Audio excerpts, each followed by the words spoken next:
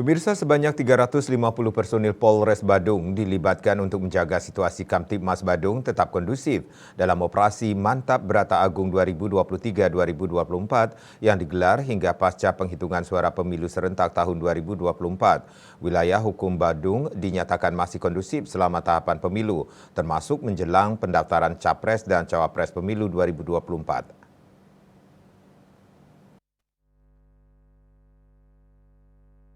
Kesiapan 350 personil Polres Badung dalam operasi Mantap Brata Agung 2023-2024 diperlihatkan dalam apel gelar pasukan yang dilaksanakan di parkir timur Terminal Mengui Badung.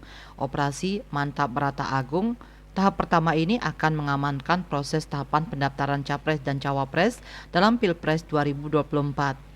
Operasi yang dimulai pada 17 Oktober 2023 ditandai dengan penyematan tanda operasi kepada personil Polri, TNI, dan Satpol PP yang dilibatkan dalam operasi ini. Kapolres Badung AKBP Teguh Priyowasono menegaskan, hingga saat ini Kamtibmas wilayah hukum Polres Badung masih aman.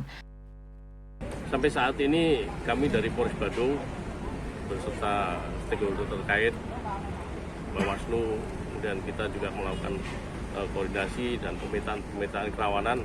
Untuk saat ini Astungkara alhamdulillah tidak ada tempat-tempat atau daerah yang berkategori sangat rawan.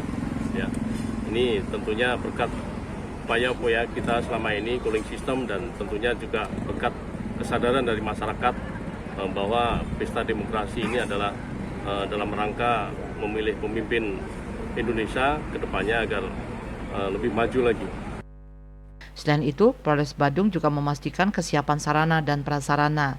Pihaknya mengimbau warga untuk turut andil dalam menciptakan kondisi tetap kondusif, baik selama tahapan pemilu, pemungutan suara, hingga penghitungan suara. Ray Swantara, Bali TV.